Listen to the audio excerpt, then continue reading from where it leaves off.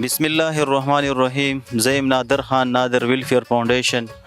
زمونږ چې دا څونه پروګرامات دي په احساس پروګرام باندې به ان شاء الله په نېشنل نیوز باندې باقاعده به تاسو دا ګورئ او دې کې به ان شاء الله موږ مختلف فیملیز ته او مختلف علاقو ته به موږ دې کې وزټونه کوو، کوم چې اورسپنس پیپل او کوم چې ډیسیبل پیپل او کوم چې پور پیپلز ان شاء الله دې پروګرام کې به تاسو موږ سره اوسئ او دا به ان شاء الله په نېشنل نیوز به باقاعده دا پروګرامات چې کوم دي دا به موږ نشر کوو.